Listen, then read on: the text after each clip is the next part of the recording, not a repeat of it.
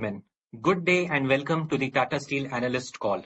Please note that this meeting is being recorded. All the attendees' audio and video has been disabled from the backend and will be enabled subsequently. I would now like to hand the conference over to Ms. Samita Shah. Thank you and over to you, ma'am. Yeah, thank you, Kinshuk. Good morning, everybody. Good afternoon and good evening to others as well. On behalf of Tata Steel, I'm delighted to invite you all to this call today to discuss our results for the first quarter of FY25. I am joined by our CEO and MD, Mr. T.B. Narendran, and our ED and CFO, Mr. Kaushik Chatterjee. We declared our results yesterday. There is a presentation as well on our website which shares some more details about the financial and the operating performance. I hope you had a chance to go through both. Before I hand it over to them, I would just like to draw your attention to the fact that the entire discussions today will be covered by the Safe Harbor Clause on page 2 of the presentation. Thank you, and may I now request you, Naren, to make a few opening comments, please. Thanks, Amita. Good afternoon, everyone. I'll make a few comments and then pass on to Kaushik before we open it up for questions. During the quarter, the global steel demand across most regions was impacted by subdued economic activity and the tight monetary policy conditions. And in China, the moderation in demand outpaced the production cuts, which led to steel exports of around 8 to 9 million tons a month to the rest of the world. And in India, the steel demand was broadly stable despite some impact of the elections and the heat waves and the seasonal weakness that we experience, particularly once the monsoon sets in. As a result, across geographies, steel prices have been a bit soft. In the US and EU, steel prices were down 8 to 15%. And domestic steel prices were reasonably stable but went down during the quarter. So the increases that we had in the early part of the quarter got offset by the reductions to the later part of the quarter. The group steel production in India was 5.27 million tons and was up 5% year on year. And this works out on quarter on quarter, it was a 2% decline, primarily due to planned maintenance shutdowns. Our deliveries at 4.94 million tons were the best ever quarter one sales that we've had, which was aided by a 4% year on year growth in domestic deliveries. Amongst the various segments that we cater to, the automotive and special products volumes grew by 9% on a year-on-year basis, with higher than market growth in select subsegments. And a well-established retail brand, Tata Tiscon, witnessed a 15% year-on-year growth, aided by enhanced reach and a focus on consumer connect programs. We now have more than 10,000 dealers, over 24,000 influencers, and a growing share of customers via our e-commerce portal, Ashiana. We are looking to shape construction market practices through our ready-to-use solutions and now have over 30 construction centers across India to improve the customer experience. And our ready-to-use solutions sales has actually gone up over 30% year on year. These are basically ready-to-use solutions in construction sites. We registered a 19% year-on-year growth in engineering goods, driven by the best ever quarterly supplies to railways, and an 8% year-on-year growth to the consumer durables industry, driven by product and market development with major OEMs. We continue to be bullish on India as a growth market and are scaling up to leverage this opportunity via capacity expansion as well as downstream capabilities. At Kalinganagar, heating of the stove and the coke oven batteries has already commenced as per plan, and we are looking forward to the blast furnace startup towards the end of September. And we're looking forward to producing about 1.7 million tons from this new facility after the startup in September. But as mentioned in the last quarter's earnings call, the G blast furnace in Jamshedpur will come in relining in the fourth quarter of this financial year. And as a result, the overall increase in volume will be lower, and that's why we've guided for the full year at 1.4 million tons for India. The continuous annealing line of the 2.2 million ton cold rolling mill complex is planned to be commissioned in August, and the strip threading for the cold run is in progress. Separately, the rolling mill, which is being set up in Jamshedpur to leverage the upstream opportunity that we have in the steel assets of Usha Martin that we acquired, the downstream, the cold combi mill, as we call it, it's a 500,000 ton combi mill at Jamshedpur, will come up in the second half of the year, and that will help us leverage the volumes available out of the Tata Steel, what we call Tata Steel Kamaria, which is the Usha Martin steel plant site, and also cater to the growing requirements of high quality long products for the auto industry. In the UK, we have safely ceased operations at one of the blast furnaces, which is the blast furnace number 5 at Port Talbot on the 4th of July. We are on track to close the remaining blast furnace, which is blast number 4, by September 24, and this marks an important milestone in our endeavor to transition the operations to a sustainable business model. As we navigate the transition, we are committed to supporting affected employees and are providing multiple training and community support schemes. In Netherlands, we've ramped up the production at Blast Furnace 6 after the relining, and we had quarterly steel production of 1.69 million tons, which was up quarter-on-quarter and year-on-year. The stabilization of operations has positively impacted the cost profile. Kaushik will talk about it further in his comments. And the deliveries for the quarter at 1.47 million tons were higher by 3% quarter-on-quarter and 8% year-on-year. Sustainable operations are integral to our strategic goals, and we've adopted a multi-pronged approach to progress on this journey. In India, we are focused on process improvement, carbon direct avoidance, and carbon capture and utilization. We recently launched a carbon bank initiative to further carbon abatement and are undertaking relevant pilot projects in partnership with technology providers, academia, and startups. We are the first company in India to use LNG-powered Cape-size bulk carrier for transporting raw materials. I've already mentioned the transition plans for the UK. Upon transition to scrap-based electric arc furnace operation, the direct CO2 emissions will reduce by 50 million tons over a decade. And similarly, in Netherlands, we are working on the transition to green steel, subject, of course, to the government support and necessary approvals. And currently, the discussions are going on with the government. Thank you, and over to you, Kaushik. Good morning, good afternoon, and good evening to all who have joined in. I will begin the quarterly performance provided on slide 26. Our consolidated revenue stood at about 54,771 crores, and the consolidated EBITDA was about 6,822 crores, which translates into an EBITDA margin of around 12.5%. The consolidated EBITDA margin has improved by more than 100 bips on quarter-on-quarter basis, despite the global cues and the adverse trade conditions. Before I delve into the numbers across geographies, I would also like to mention that we have received sanction for the amalgamation of the Angul Energy Limited and the Bhubaneswar Power Limited, and the standalone financial statements for the quarter reflect the merger, and the past periods have been restated as applicable. Onto the numbers. Tata Steel standalone EBITDA for the quarter was 6,750 crores, which translates to an EBITDA margin of about 20%. On a per ton basis, the standalone EBITDA was about 13,661 rupees per ton. As provided on slide 32, the EBITDA on an absolute basis moved lower compared to the previous quarter, as the fourth quarter is typically a seasonally strong quarter. The volume effect weighed on the absolute revenues as well as on the conversion cost.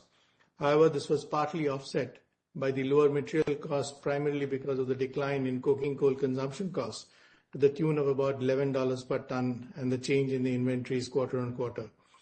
I would like to elaborate a little bit about the cost. There has been an increase in the valuation of chrome ore inventory as on 30th of June 2024, and this is on account of increased accrual of royalty charges payable on closing stock.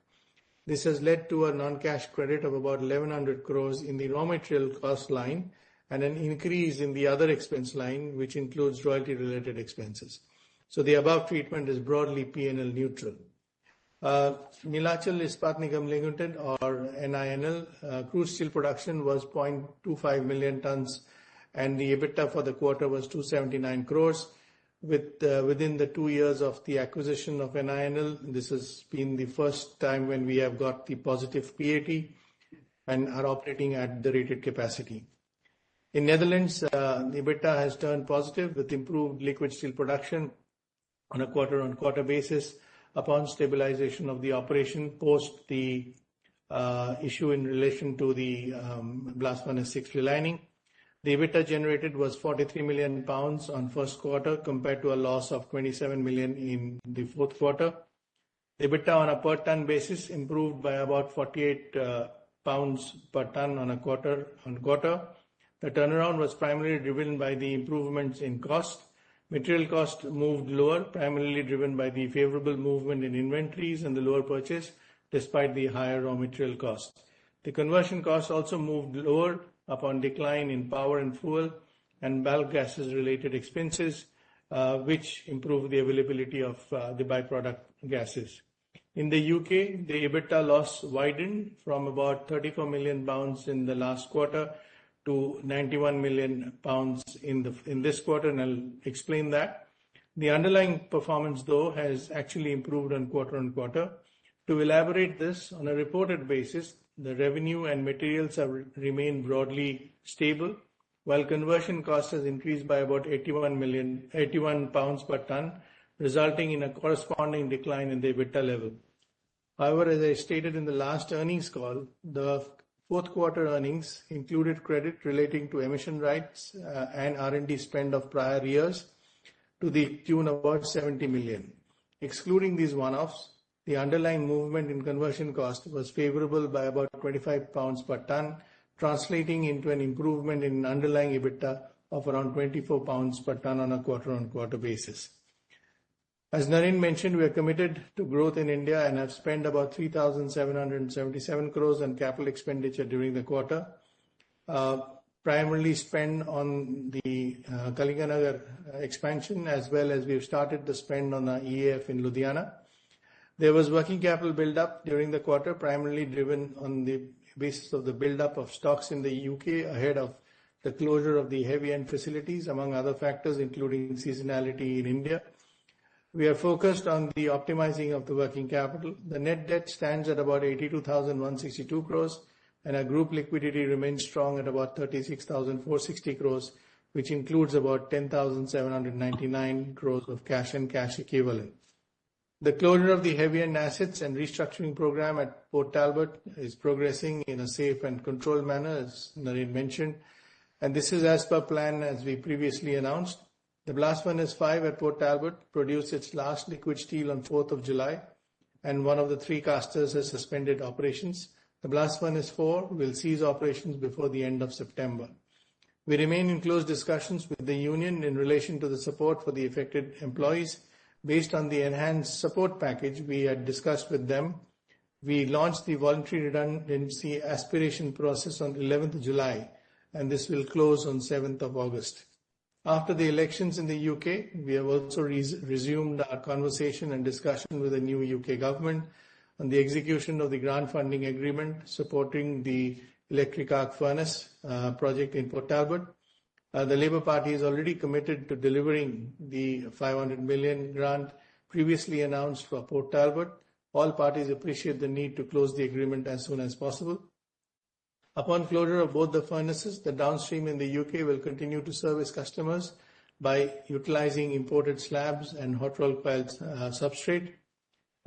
In Netherlands, we have started an active engagement with the Dutch government on potential support for the decarbonization project. The project is planned to be in two phases. In phase one, we intend to replace one of the blast furnace with a DRP and an EF, which is a direct reduced iron plant. By 2030, the DRP will initially run on natural gas and later transition into hydrogen as the availability and the cost of hydrogen becomes more competitive. We are committed to achieve about 35 to 40% reduction in CO2 by 2030. Moving on finally to the legal development with respect to the Oresit case in India. There has been, as you know, the multiple litigations over time with respect to states' authority to levy tax on mineral rights. On 25th of July, the Supreme Court has ruled the states will have the power to levy tax on mineral rights, and the existing mineral legislation does not contain any limitation of such power at this point of time. After this judgment, based on the petitioner's request, the Supreme Court is to looking at the ruling operative from the date of pronouncement and clarify the aspects of operations of the judgment. Yesterday, the Supreme Court reserves a decision on this matter. The implications of the ruling are obviously complex, varied across states, and will have an effect on the mineral-linked industries in India. We await the orders of the Supreme Court. With this, I would end my comments and open the floor to questions. Thank you. We will now begin with the question and answer session. We will be taking questions on audio and chat. To join the audio questions queue, please mention your full name and email ID in the chat box. Kindly stick to a maximum of 2 questions per participant and rejoin the queue should you have a follow-up question. We will unmute your mic so that you can ask your question. To ask questions on chat, please type in your question along with your full name and email ID in the chat box. We will now wait for a moment as the queue assembles.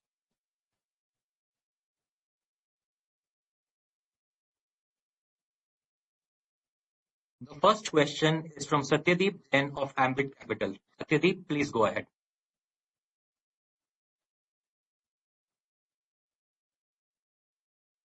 Yeah. I am audible. Yes, please. Thank you for the clarification that You'll have to speak up. Satyadeep. I'm audible. We can't hear him. Kinshuk, let's go to the next one. We can come back to him. Am I audible? Sure, ma'am. We will now move on to the next question. Our next question is from Sumangal Nevatia of Kotak Securities. Sumangal, I request you to please go ahead and ask your question.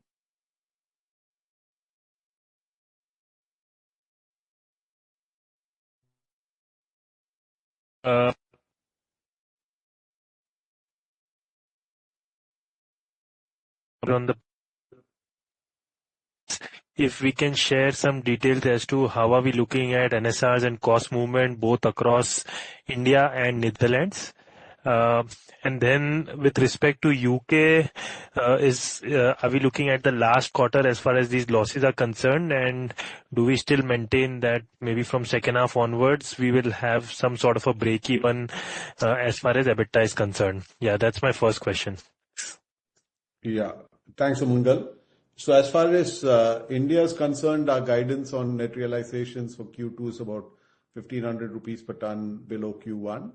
And as far as UK is concerned, the projection is flat, but Netherlands is projecting a 60 pounds reduction in net realizations Q2 compared to Q1. In terms of coal costs, in India, it will be about consumption basis $15 per ton lower in Q2 compared to Q1. And in Netherlands, it'll be about $26 per ton lower Q2 compared to Q1. Coal is not really relevant now for UK going forward. In terms of iron ore, UK will be about $7 per ton lower Q2 to Q1, and Netherlands will be about $17 per ton lower Q2 compared to Q1. Your question on Tata Steel UK, yes, once we close the second blast furnace, in the second half of the year at an operating level, we should be close to break even or slightly positive on an EBITDA basis, apart from the one-off cost that we may have to incur as part of the separation packages and other things. But on an operating basis, the losses that you see today should go back to break even, or should go to break even or get a positive EBITDA. Understood.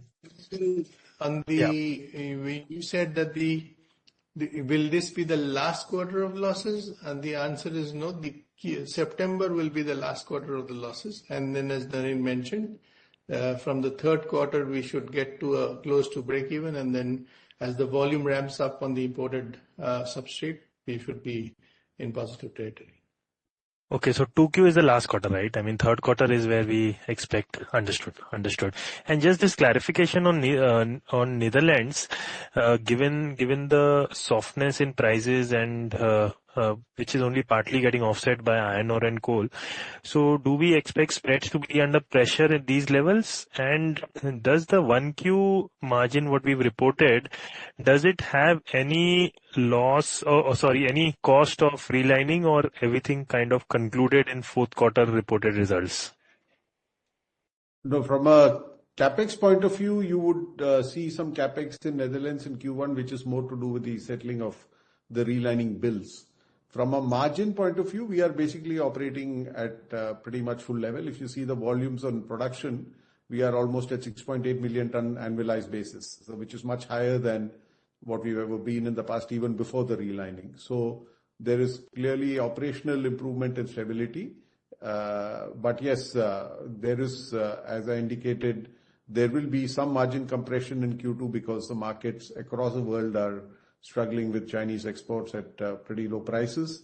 But I think our expectation is at the current levels of prices and coal prices, if you see, even the Chinese companies are losing a lot of money, and so we do expect that this could be the low point and things could pick up from Q3 onwards on terms of prices. Yeah. Okay, Naren, just one clarification. You said capex, so there's no at the operating results. It's there's no cost, right? There's no opex of relining in 1Q results. No. Kaushik, I don't think so, right? No, no. It's actually the relining got over. It's, as you know, that after the performance guarantee, the retention payment, those come in after a period of time.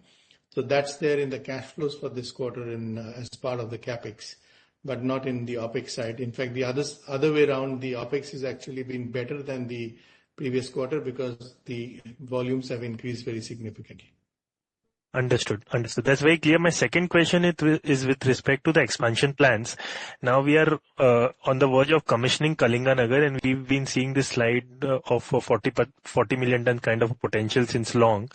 I mean, looks like even if we start today, there would be a period, maybe 18 odd months, where we will run out of capacity and maybe start losing market share in India. So want to know what timelines are we looking at further finalizing the capex plan, number one. And I think that's the only question. Yes. Yeah. So I think the way I would respond to it is, we have this 5 million tons coming in Kalinganagar. You have all close to 1 million tons coming in Ludhiana. And we have maybe a few 100,000 tons coming in Jamshedpur because we are adding a rolling mill there, and we'll get some additional volumes out of the Usha Martin assets that we acquired some time back. So that's the incremental volume you will see over the next couple of years. Later this year, we will hopefully get the approvals, internal approvals for the Nilachal expansion, which will take it to 5 million tons. The Kalinganagar expansion from 8 to 13 was anyway expected to start only after we finish the current expansion. So that we will plan for. I also want to make a point when you talk of market share. Actually, the market share in our chosen segments will continue to be very strong because the Kalinganagar cold rolling mill adds 2 million tons of cold rolled, very high-end cold rolled and galvanized products to our product mix. And we have a few downstream expansions also going on parallelly. So I think in our chosen segments, we will continue to grow our market share. The overall market share, of course, will be a function of the upstream volumes that we get on the ground. Understood. I'll join back the queue. Thank you so much for the answers. Thank you so much. Our next question is from Kirtan Mehta of BOB Caps. Kirtan, please go ahead. Thank you, sir, for this opportunity. Wanted to understand sort of the new round of the UK discussions with the Labour Party. What are the additional demands that you are seeing from the Labour Party while sort of finalizing on the grant agreement? Yeah, Kaushik. So I think first of all, I must say that the new government, the ministers, etc., have been very supportive in not only Tata Steel but the Tata Group to continue in a big manner in the UK. Obviously, there's no demand as such. They want to work together to make the UK steel industry strong because they have plans in their capital allocation for usage of that industry in infrastructure and other industrial projects.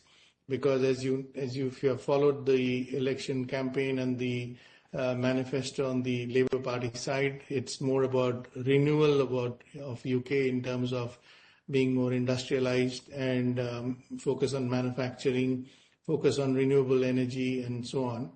So I think the question is essentially the negotiated grant funding agreement is ring-fenced in some manner. What they want is to explore more investment opportunities, if possible. That's not imposed, but if possible.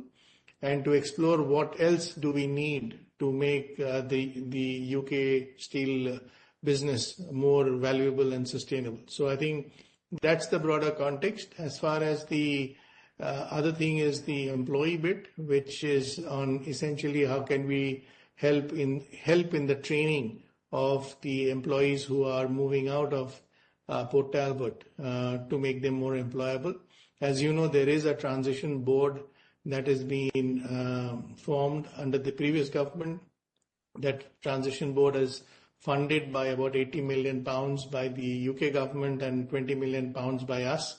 So the whole focus is how do we best use this capital and do that. So those are the kind of conversations that we are having at this point of time, and we hope that in coming weeks and maybe a month or two, we should be able to get to a frame where we have a good understanding of an agreement on where we want to move. And more important from our perspective is to ensure that the base EAF project, which is the already approved project, gets on as per plan, and that ordering, detail engineering, etc., is something that we are coming very close to. So I think in a nutshell, we see continuity of our discussions with the UK government. We see more interest in the steel industry from the UK government, and we see more capital allocated from the Treasury on the steel industry as a whole. Just a follow-up here. So if at all, the way you mentioned about this, there is a possibility of increasing the scope of the expansion. So if we go through that discussion, is there a sort of a possibility that this could elongate the time before we give a go-ahead for the next EAF? For the only new EAF, no. The answer is, as I said, that the current EAF is something that we have already captured in the existing draft of the grant funding agreement. So that has not been disturbed. The proposition is what can you do more, and for which how can we give you more. So what can we do more and how much can we give you more is what the conversation is. Our focus is obviously on getting the 3 million ton transition into the electric arc furnace done on time, because that's the base case for the sustainability. But there are other opportunities in the downstream if there is a business case, if there is an investment case, and if the government provides us with support in capital, we will consider it. And that's the conversation that we are having at this point of time. Thanks for this detailed clarification. Second question was about the contingent liability that we have disclosed regarding Odisha. Do we have similar demands across any other states which could have an impact from the Supreme Court judgment finalization, or Odisha is the only state which has raised such demands in the past? No, first of all, I must give you a bit, and if you have read the notes in the SEBI note number 8, this case actually, when the Odisha government did come out with the regulations on levying what is called as ORESED, we had gone into the Odisha High Court, and the Odisha High Court had actually squashed the regulation itself as unconstitutional. So there was no demand existing at this point of time from the Odisha government on us. But because there is a act which had come in, which was squashed by the Odisha government, we had been reporting this as contingent liability since 2005. So I think it is a question which we did out of prudence to ensure proper disclosure. There is no other direct cases or demands of this nature for Tata Steel at this point of time from any other government. Our bulk of our mining is in Odisha, and we have mining in Jharkhand. But at this point of time, there isn't anything that is pending as a demand which we have not paid, or therefore we are reporting. We reported this as contingent liability based on the regulation that came into being in Odisha in 2004, which we challenged in the Odisha High Court, which got squashed, and that's why the state had gone to the Supreme Court, and many other such states had gone to the Supreme Court, which is the judgment that has been talked about. Right. And what was the underlying royalty rate under this particular contingent liability? What was the state demand actually?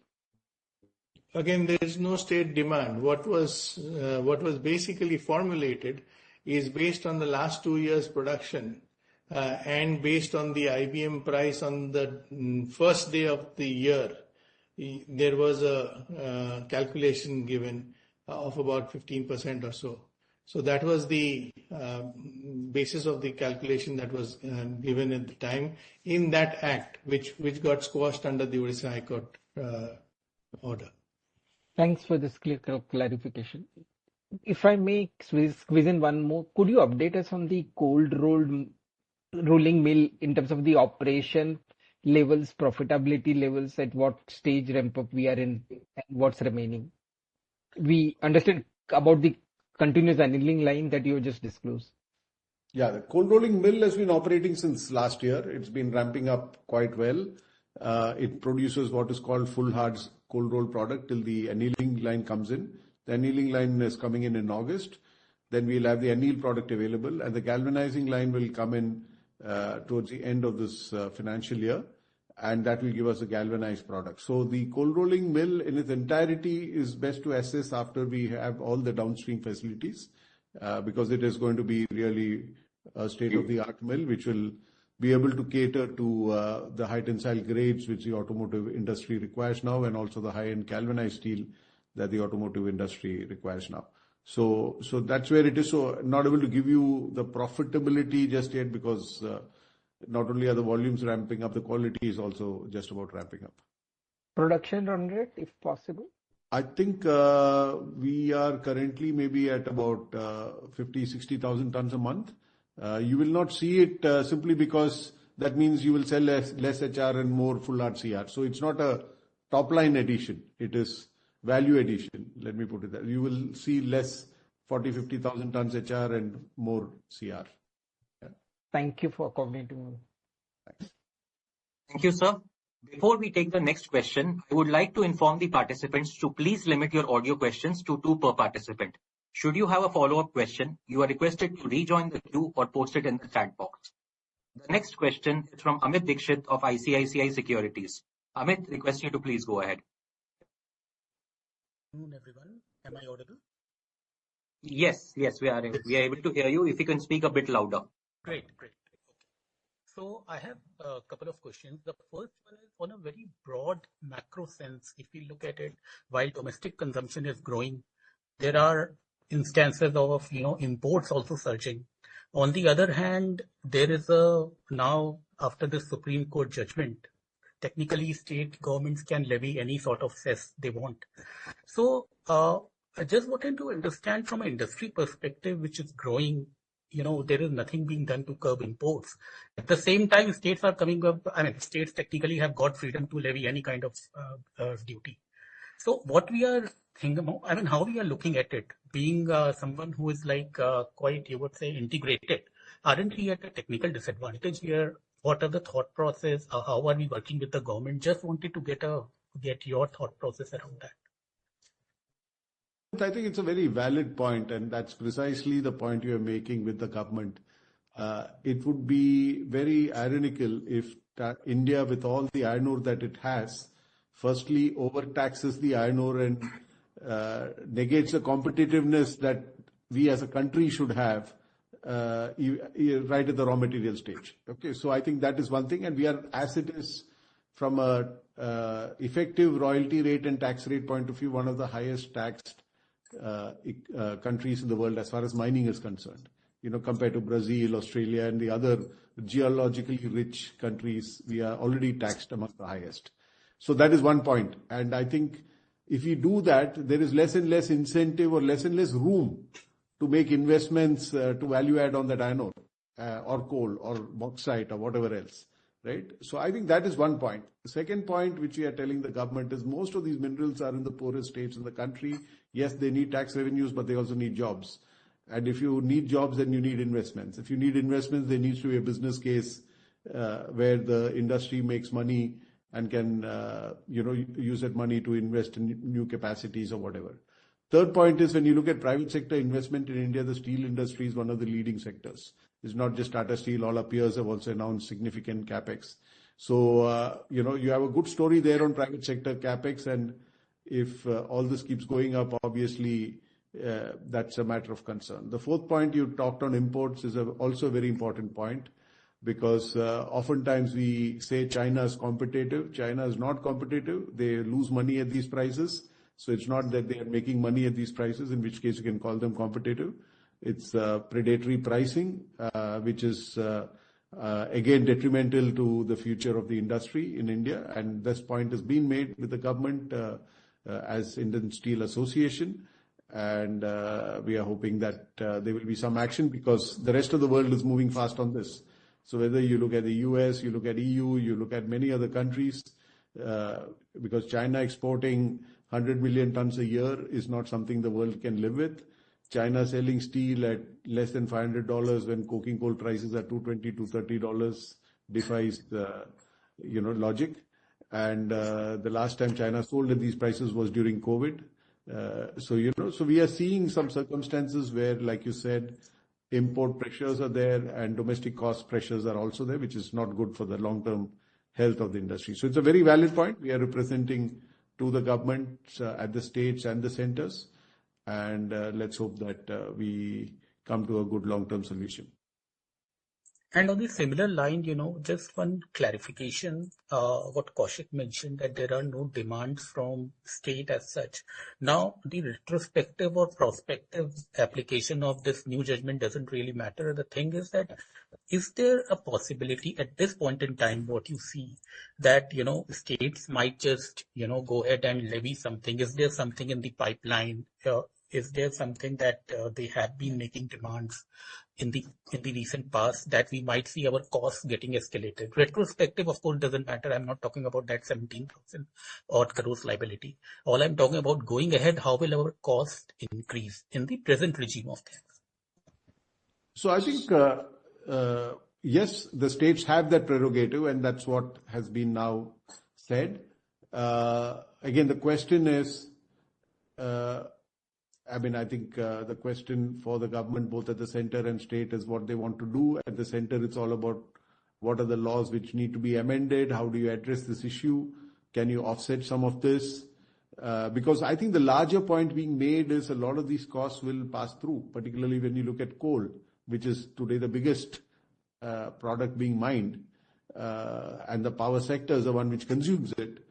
If these keep adding up, obviously it has an impact on the power sector and the consumers of power, including us, right? So that is one. And secondly, there's bauxite and aluminium, there's iron ore and steel.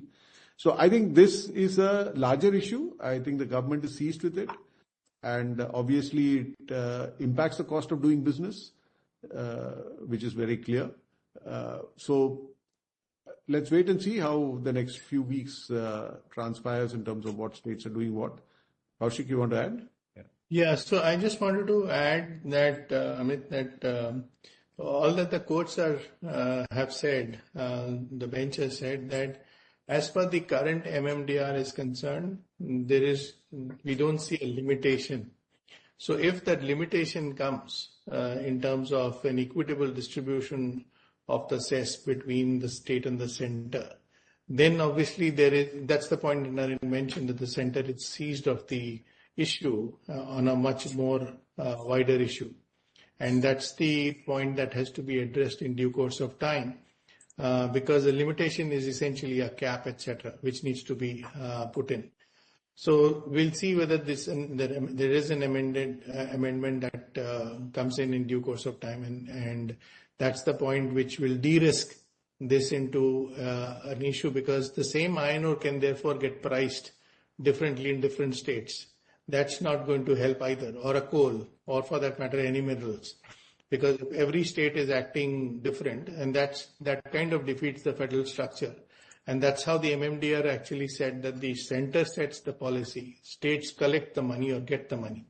So I think there is a broader discussion that has to happen, and the center is seized of it as to how to obviate, to ensure that investments and occur more uniformly, and to ensure that as a country we continue to have the advantage comparatively to get the benefit of the minerals that exist in the country. So I think that is important, and I would request if you hear the dissenting judges' comment, these are precisely the points that have been highlighted.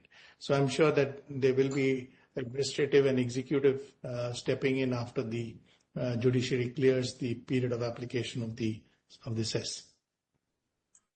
Okay. The second question is a major bookkeeping question. Just wanted to understand the bridge between EBITDA and cash flow from operations for this quarter, and whether the debt increase that we have seen was majorly due to the working capital buildup at UK operations. So there are two parts to this. As far as the debt is concerned, firstly, there is the UK bit, which is negative, and the working capital bit. So there is a loss bit in the UK, and then there is the working capital bit in the UK. And then there is a working capital bit even in India because of the fact that this is a pre-monsoon preparation and also preparation for the Kalinganagar startup of the blast furnaces. So these are the three elements that we see. I think over a period of time, in the next 2 quarters, we will see the release of the same. Thank you, sir. Next question is from Ritesh Shah of Investec. Ritesh, request you to please go ahead. Am I audible? Yes, loud and clear. Yeah, hi. Thank you so much. Sir, couple of questions. First is, thank you for the explanation on contingent liability. Just wanted to understand hypothetically if the Supreme Court does impose the judgment on a retrospective basis, what is the probability of this contingent liability actually translating to a cash flow impact? So that's not very hard to say, Ritesh, because I think if in the unfortunate event it does become retrospective, we have to see what is the period at which it will be paid. Secondly, I think it will also be dependent on, once the Supreme Court has actually explained the point of law, not individual cases. So once the point of law has been explained and the operating part of the judgment is clarified later on, whether it's retrospective or prospective, in the worst case scenario, as you just said, if it is retrospective, each of these individual cases will go to the regulator in the typical manner. So because these cases, like in entry tax, was kind of aggregated at Supreme Court, and they said at the 9 bench, the constitutional bench will consider this. So each of this should ideally get back to the High Courts or the Supreme Court regular benches, etc. And then the determination will happen on those individual cases, quantum, period, payment, demand happening or not. Because in many cases, demands have not been raised. As I said, in our case, there's no demand. It's actually a contingent liability which we have disclosed. So that operating bit has to flow in. I think it will take some time to get to that position to understand. In case, as I said, in the unfortunate case, it goes to a retrospective judgment. Sure, that's quite useful. So my second question is, I'll put it very straight. Sir, what is the net debt number for Tata Steel UK and Tata Steel Netherlands, say 31st March basis or end Q1? If you could please help on that. And just wanted to understand how should one look at the debt profile for both these regions separately, taking into account the incremental cash flow ask that we have. So I think you can consider, if I were to look at it from a broad perspective, Tata Steel UK in general, UK and Netherlands, each of them have about 600 to 800 million pounds of debt, mostly working capital, and these are essentially used for securitization as well as working capital needs. I see that the Netherlands was actually debt-free till about 12 months back, or maybe 15 months back. And I see them going back into a debt-free status in the next 18 months. So I think that is something that we are working on, because Netherlands never actually had any debt requirement because they were always positive cash flows. It's only in the last 12 months post the blast furnace or during the blast furnace 6 relining that they have got affected. So I don't see that to be an issue there. We have about 200 million pounds of, maybe 300 million pounds of the old acquisition debt sitting also in addition to this. So that's broadly the frame between Netherlands, UK, and the acquisition debt that we have in overseas. apart from the Tata Steel bonds, etc., which are there in Singapore, etc. So I think that's the profile. On your second question on cash flows, as I said, Netherlands should have their own cash flows to bring down their debt to zero in the next 12 to 18 months, because that's simply important, and they will not have any material capex on the legacy business. The decarbonization capex is a separate capex spend that will happen. And as far as the UK is concerned, as we mentioned in the earlier part to a question, that we would like to see it to be profitable, EBITDA profitable, and also pare some parts of its debt. But fundamentally, the UK debt is in effect stitched to the India business, because we will have to clean the business and make it ready for the decarbonization or post decarbonization as we get the 500 million pounds of grants from the UK government. Sir, that's useful. Just a related question. Sir, UK, we have indicated 1.2 billion of capex. The government grant is around 500. Are we looking to infuse any incremental capital from India to Singapore to Europe? The reason to ask is, I think the board took an approval in May with respect to $2.1 billion. I think we have transferred around 875. So I wanted to understand the end use of this $2.1 billion. Partly I understand it was Abja refinancing. So wanted a breakup over there and wanted to understand, is there a further cash flow ask from UK which will have to be funded through the India operations? So as far as there are a couple of parts to this, Ritesh. One is that there is a loss funding that is happening, which is what we said that till September, this will continue, as only when we wind down the second blast furnace, we expect to get into a positive territory. This is also a transition from, on the working capital side, buying iron ore, buying coal, and then winding it down and instead buying slabs and coils. And so that's a transition point that will happen. Post that, it will, in our view, then by the fourth quarter of this financial year, it gets to a stable working capital position. The spikes and troughs will hopefully get into a more stable situation. The loss funding also would get off, but there is a restructuring that is going to happen, and that restructuring, including the redundancies, etc., are funded by India. Secondly, if you look at the project, 1.25 billion, of which 500 million will be from the government, and the 750 million will be from Tata Steel. And we don't intend having more debt on Tata Steel UK. It will be spent over 4 years, but it will be spent from a Tata Steel point of view. So this is broadly the flow in which the capital will go over the next couple of years, as far as UK is concerned. All right. And sir, breakup of $2.1 billion, I think 875 has already moved the balance. So is it Abja or is it UK? How should we look at it based on the Abja maturity? Mostly Abja was about 8. See, Abja is in two parts. There was a 125 billion, and then there is another element which is on debt, effectively about 700 million. The total ask that we talked about is 2.1 billion, which is the breakup. If you look at it, about 600 million will be for UK loss funding over a period of time, and the restructuring that is going to happen. And then there is a UK loan repayment of about 200 million, which is also going to reduce the debt in the UK and the consolidated debt. And there is the element on as far as Abja is concerned, and there are some debt in Singapore which is also going to be repaid of about 750 million. Thank you, sir. Next question is from Indrajit Agrawal of CLSA. Indrajit, request you to please go ahead. Good afternoon. Can you hear me? Yep. Hi, I have a couple of questions. First, on Netherlands, given that it has fully ramped up on production, can we see any further conversion cost reduction from here on, or have we peaked on that? So I think the volumes are close to peak. We were about 50,000 tons short. What we are chasing is 7 million tons of annual production.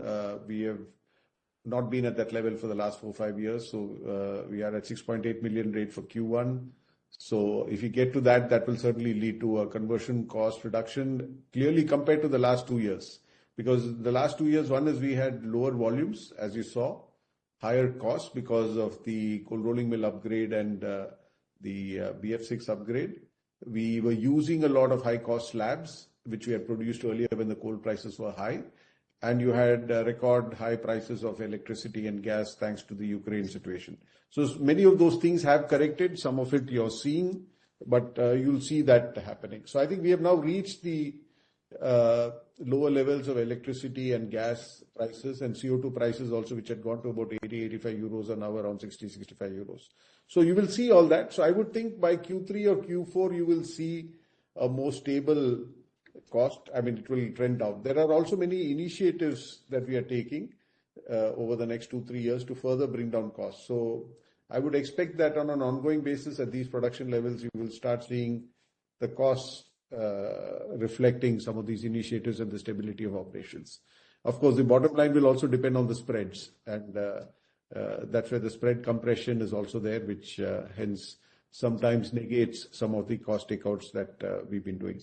But yes, to answer your question, yes, conversion costs should keep trending down as we run through some of these initiatives. Sure.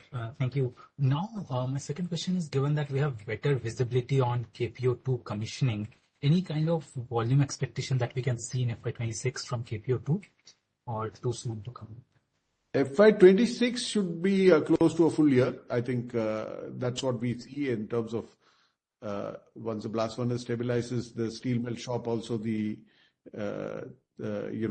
have done its expansion. So we'll give you a guidance closer to the end of this financial year. But yes, the expectation is that we will see as close to maximum as possible. There are some logistics issues which we are sorting out.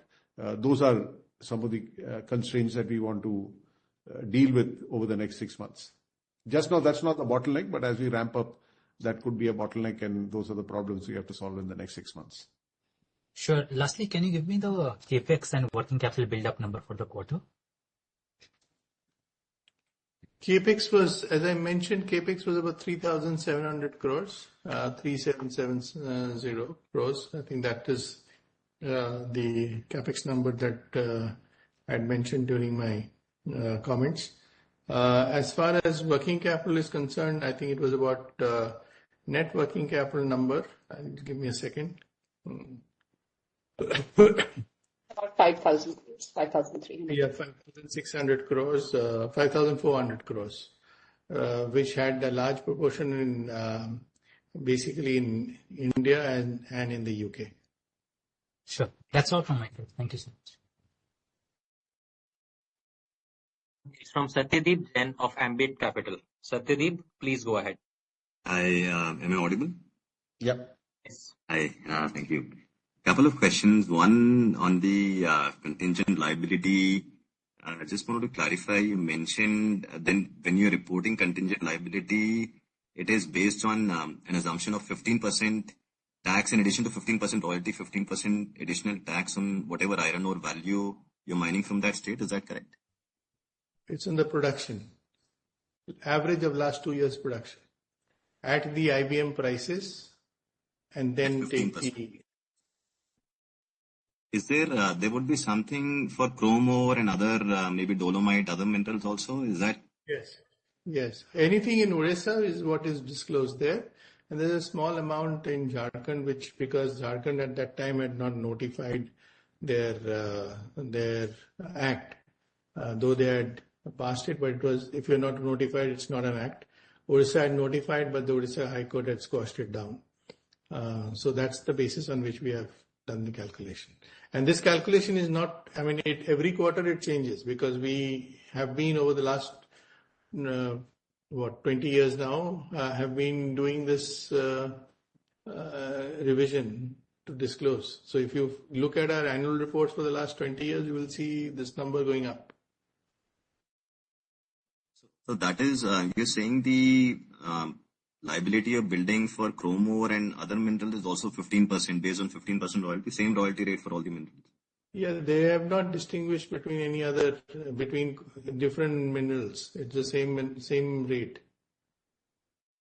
That you mentioned Jharkhand, just wanted to understand because I was under the impression that even Bihar and then Jharkhand also had similar act. You're saying they didn't notify it before this was struck down by the High Court?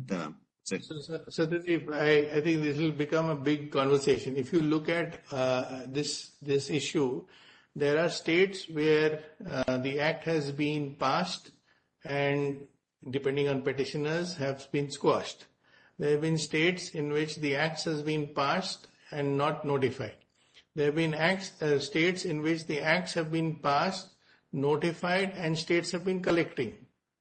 So there are a mix of this between, say, Uttar Pradesh, Chhattisgarh, Andhra Pradesh. There's very few states which is left. So there are a lot of, it's not just in Odisha. In fact, Odisha is one place where the High Court has actually squashed the act. But there are other cases, some states are collecting, some states have not notified, some states have not demanded. So there's a plethora of stuff, which is why it went to the Supreme Court. So Supreme Court is actually settling a point of law. It is not settling individual cases. It is settling a point of law that under the MMDR Act and Article 49 and 50 of the Constitution, does the state have the power to levy a cess on minerals? That is the point of law. So the point that they have said is if there is no limitation in the Central Act, they do have. So if you do bring a limitation in the Central Act, they will be capped. So that limitation could be possibly brought up by amendment in MMDR Act. Would that be fair? That's correct. That's the point that Naren explained earlier. That is the point that the center also understands.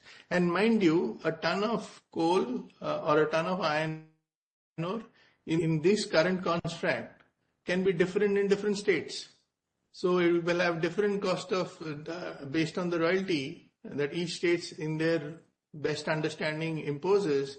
You can have a ton of iron ore differently in Odisha, it could be different in Jharkhand, it could be different in Chhattisgarh or anywhere else. So that is the point that needs to be addressed by the center. And that is the point that as an industry, as a mining industry, everybody has kind of requested the center to look at it. Fair enough. Understood. The second question is on UK.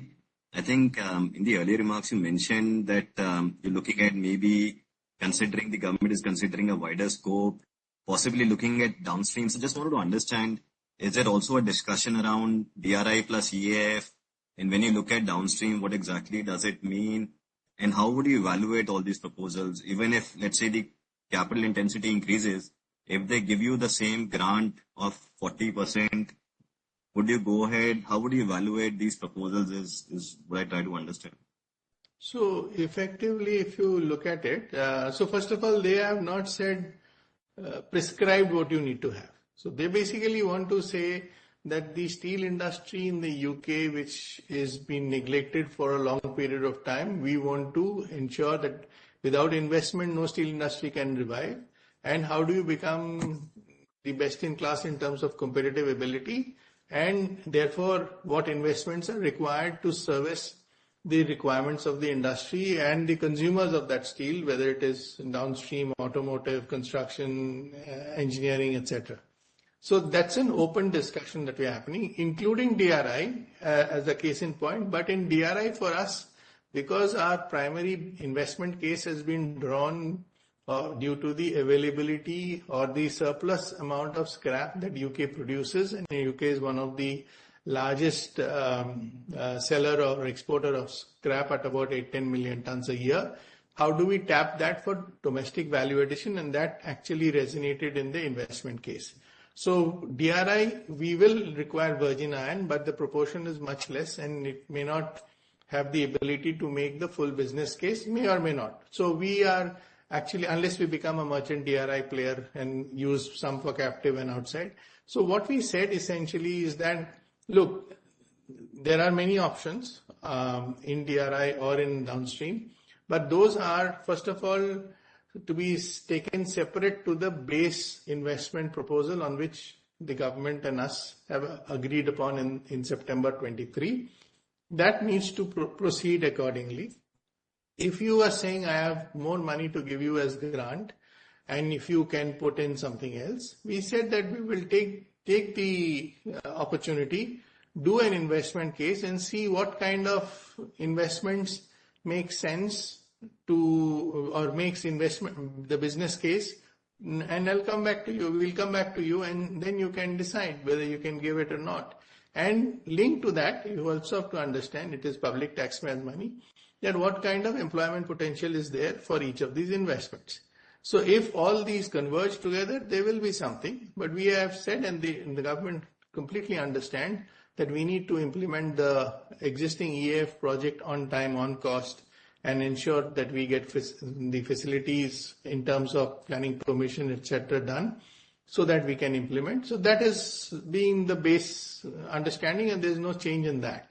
So this is an add-on to see if we can make the whole investment case better, both from a steel industry perspective as well as from the employment perspective. That's where we stand.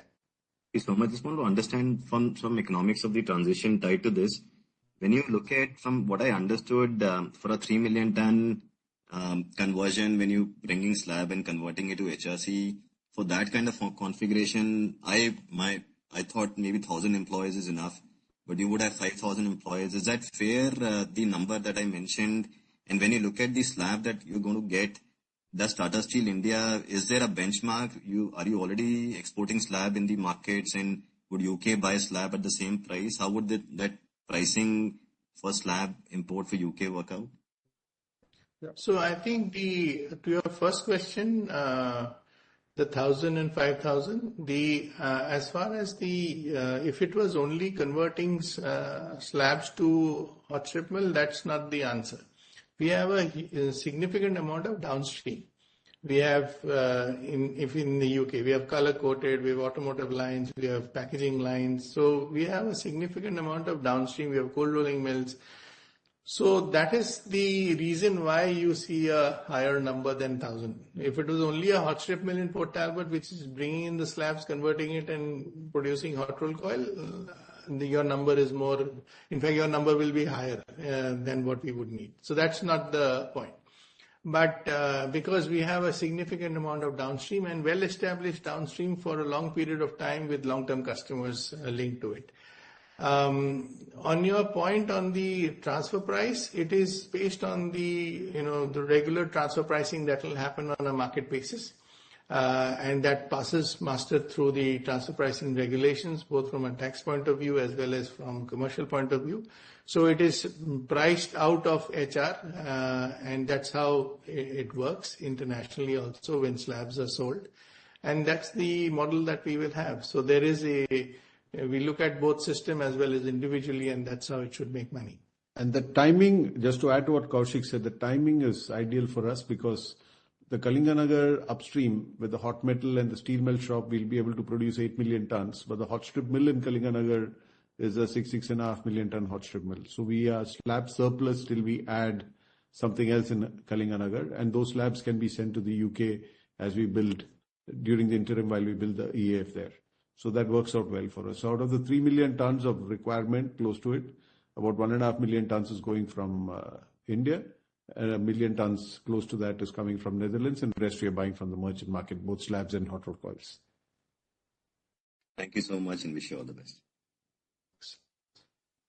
The next question is from Amit Murarka of Axis Capital. Amit, request you to please go ahead. Hi, go ahead. Yes, please. Good afternoon. Thanks for the opportunity. Like earlier in the call, you mentioned that you're working on setting up a 5 million plant at NINL. I just wanted to understand, you've always said that there are options at almost every site for you to grow, maybe except Jamshedpur. What would be the order of priority on the plants now, particularly given the context that by FY30, our older leases are going into expiry? Will that impact the decision on the brownfield expansions, or you think that you'll still go ahead irrespective of that? Yeah, so I think obviously post 2030, depending on the premiums you will pay for those mines to retain them or to have some other mines, the margin will get compressed a bit compared to where we are today. That's for sure. But I think there are a number of actions that we are taking to mitigate some of those. Even a simple thing, as we grow more and more in Kalinganagar and Nilachal, we don't carry forward some of the legacy costs that we have, let's say, in Jamshedpur. So the productivity levels, the configuration of the plant, etc., will help us run larger volumes with fewer people. So there are a lot of other benefits that we will accrue from this expansion. So I think so the long-term profitability will obviously be kept in mind as we plan these expansions, and we'll obviously do it only if it's value accretive, which we think it will be. The second point is, from a priority point of view, Nilachal will get the first priority because we are more ready there than on the engineering work and everything else. Kalinganagar 8 to 13 will, maybe be 6 months after that in terms of getting all the approvals. And Bhushan, the Meramandali plant going from 5 to 6.5. So 6.5 there, 13 in Kalinganagar, and 5 in Nilachal is clearly visible, and that's what we will move towards. So that brings us to close to 25, and then you have 11 million plus 1 million in Jamshedpur because you have the Usha Martin business and the Tata Steel business. So that's brings us to 36, and then you have the EAF in Ludhiana, and if that's a good operating model, we can very quickly add other EAFs and other rolling mills in the west and south where there is scrap. So that's broadly the roadmap for 40. We can grow beyond that also. But like I said, Nilachal can go from 5 to 10, Kalinganagar can go from 13 to 16, and the Angul plant can go from 6.5 to 10. So we have enough headroom in each of these locations to grow beyond the 40 million tons that we've already described. So just also on that 40 million tons, like earlier the target was 40 million tons by 2030, but it seems like now you're giving a range of 35 to 40. So is it fair to say that by FY30 we'll be closer to 35 now and probably go to 40 beyond FY30 then? I mean, what I've told you is already almost 37, right? And like I said, we will take a call on the EAFs beyond Ludhiana in the next 2 years. Once we, have the Ludhiana plant up and running and, we have greater comfort with that model. And setting up an electric arc furnace actually takes a couple of years. So it's only 100 acres of land and you can set it up. And the whole approach to that is to do a replica of what we're already doing in Ludhiana rather than start to do the engineering and do various things. So I think there is an opportunity for us to do that. But again, we will take a call depending on, our priorities, and we have the options. I think that's a larger point, and we can execute on the options depending on the cash flows of the business and the profitability and all these various taxes that are coming in or the steel imports coming in. So the advantage with brownfield is you can pace yourself. So we will pace ourselves very appropriately. Sure. Also tied to that, like if let's say you have to go ahead with the TSN, the DRI capex, will it be possible then to parallelly run those expansions in India? Like, or how do you think about the balance sheet constraints there? Yeah. So, sorry. Go ahead, Kaushik. Go ahead. So I think in the TSN decarbonization, that's why the conversation with the government becomes more critical, is our basis understanding is fundamentally between the internal generations in Netherlands plus the government grant and plus the residual project financing debt in Netherlands. It should be able to do that as we go forward. That's the base assumptions that we have looked at, which is why I think there was an earlier question to which Naren mentioned on the conversion cost, that we are very focused on focusing on the profitability of Tata Steel Netherlands by reducing conversion costs structurally across a range of stuff in the current business, which will give the headroom from an internal capital generation perspective. It's not a magic switch. It will carry on for multi-year, but I think it is something that we are undertaking almost like a project to be the best in the Western European cost structure. So balance sheet should not get impacted fundamentally because it will be somewhat ring-fenced is our understanding. Of course, we will have to get past the conversation with the Dutch government and we'll see what is the level of grant that comes in. The situation in Netherlands is slightly different than in the UK because of the context in which the steel industry stands there. So I think we'll keep giving you updates as we go along. But I think fundamentally we should be able to ring fence Netherlands capex, which will be larger than UK because it's got a DRI included. But that's the basis. If we get in the best case scenario everything, then of course we'll be able to ring fence, and that's our primary focus. Thanks a lot for the elaborate reply. That's all. Best wishes. Thank you. Thank you, sir. Would now like to hand over the conference to Ms. Samita Shah for the chat question. Over to you, ma'am. So we have a lot of questions on the Oricet case, and I think we've answered them at length, so I will not take any of them. I think literally answered every question which has been asked. We have a question on Sukhinder, which maybe we can touch upon. Essentially, it says that post surrendering the chrome ore mine, why do you still have inventory revaluation, and what is the impact on EBITDA? So just technically, we have not yet returned the mine, but if you just want to comment on that, maybe Kaushik, in terms of overall impact. Yeah, so the surrender process is a fairly engaged process. So when we announced that we want to surrender, that came from post the board approval. Then there are stages in which it goes to different agencies which look at the proposals and then recommends finally for the surrender. We are in that particular process at this point. And pending that, we have to continue to mine and account for based on the mine plan, which has been approved by the IBM, and pay royalties and so on and so forth. So it is still an operating mine. It is still operating as a division. So we will have to go through this. We are looking at the next 6-8 months to get through the surrender process. Thank you. There are a bunch of questions on TSN decarb, which I also think we have answered. And I think maybe just a question which we can look about is on timelines of the decarb capex. What is our timeline, and will we start implementing it from next year? So maybe you want to just comment on that. So at this point of time, as I said, that we are discussing with the government.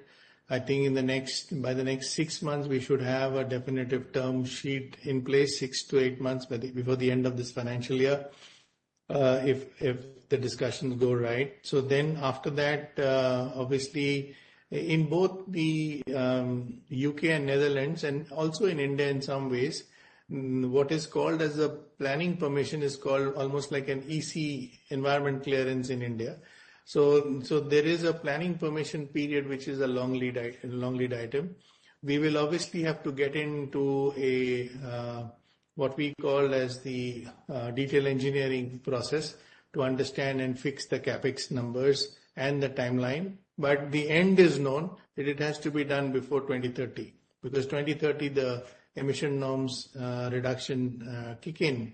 After that, we will have to comply with that requirement. So I think the start point of big capex. So just now it is actually the engineering capex that is that will go in the initial years, and the planning permission, site preparation, community hearing, all of that is the part that goes on in the initial period.